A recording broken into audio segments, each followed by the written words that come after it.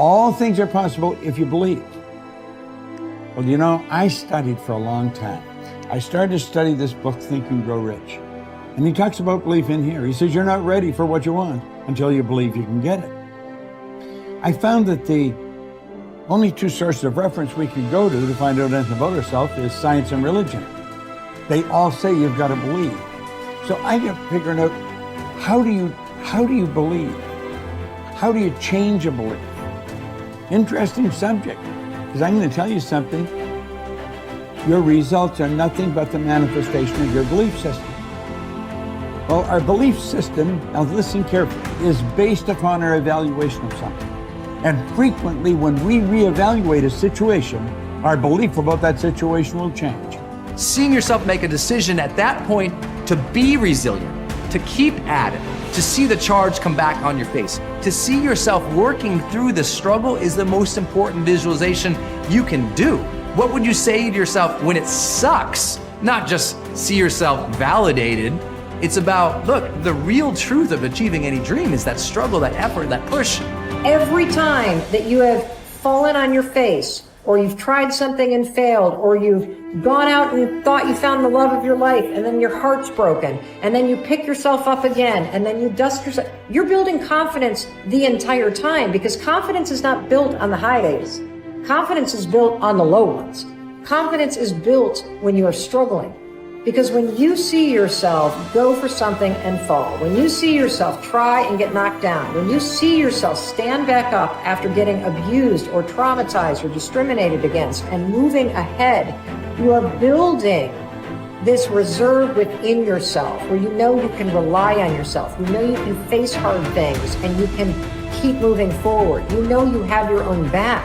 So it's in there. Your life has been helping you build it. Now you gotta just dig in and tap into it and use it to shut that critic up in your head. If you fall down 100 times in a day, what does it matter? For a committed man, there is no such thing as failure.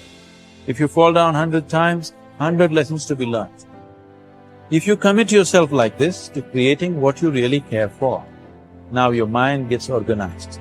Once your mind gets organized, the way you think is the way you feel, your emotion will get organized.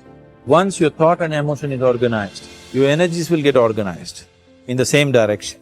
Once your thought, emotion and energies are organized, your very body will get organized. Once all these four are organized in one direction, your ability to create and manifest what you want is phenomenal. When we say a joyful world, that means everything that you want has happened. Aristotle wrote in his famous Nicomachean Ethics that the common aim of mankind is to be happy. However, each person defines happiness. One thing we know is that the more confident and the better we feel about ourselves, the happier we are and the more effective we seem to be in everything we do. Self-confidence, however, is really a state of mind based on your belief systems. Belief or faith enables you to act boldly in the face of uncertainty. Confidence enables you to face changes and difficulties and unexpected setbacks with calmness and clarity, and allows you to respond more effectively under any circumstances. The law of belief, an important corollary of the law of cause and effect, says that your beliefs become your realities. You do not believe what you see, but you see what you believe. William James of Harvard said that belief creates the actual fact. In the Bible it says, according to your belief, it is done unto you. If you believe strongly enough and confidently enough, your outer world will tend to conform to a pattern consistent with these beliefs. In fact, your world today is largely an outpicturing of your innermost beliefs and convictions. You behave on the outside based on your beliefs on the inside. You see the world around you based on your beliefs about reality. Regardless of whether they are correct, how can you determine your true beliefs? Simple. You can tell what you really believe by observing what you do and what you don't do. You can tell what you believe by listening to your opinions, your conversations, and by noting your decisions. When you truly believe yourself to be an exceptional human being, possessed of remarkable capabilities, you will walk and talk and act that way, and your inner convictions will become your outer realities. As the Bible says, all things are possible to him that believeth.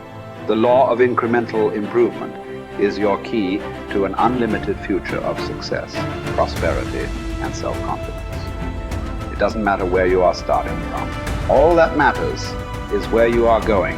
As Theodore Roosevelt said, do what you can with what you have, where you are.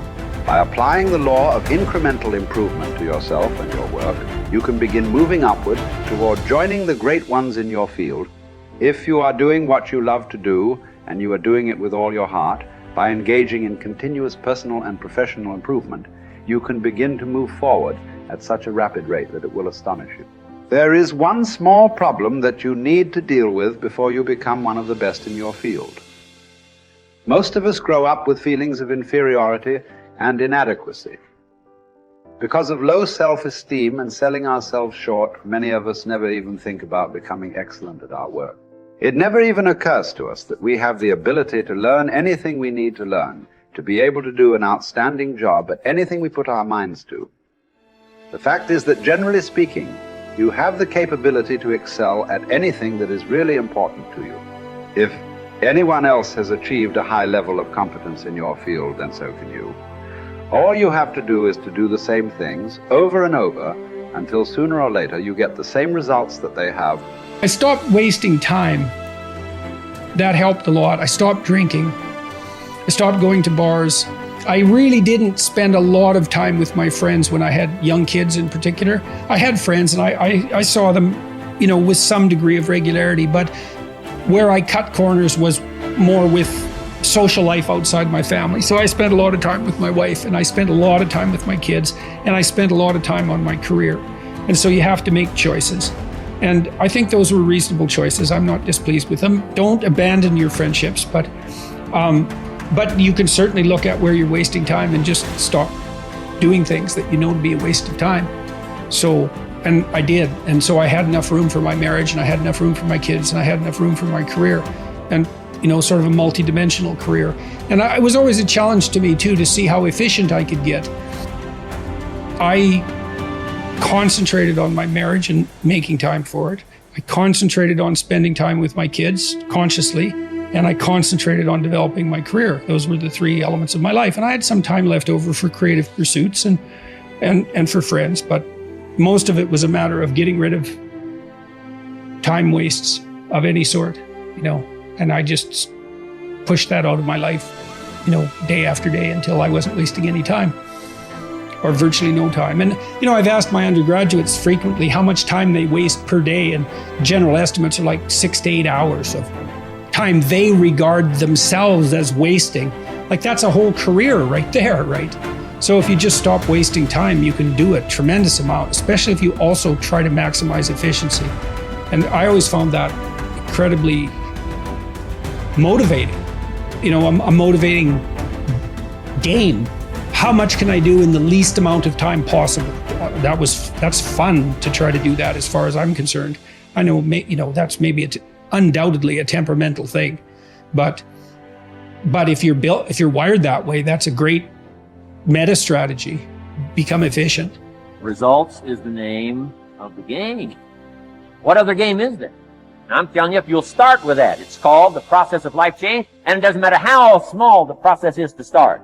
One discipline starts it, and then one discipline feeds another, and the first thing you know, you've got this whole cycle in an upward positive motion. And it's called life change. It's called income change. It's called health change. Relationship with your family change.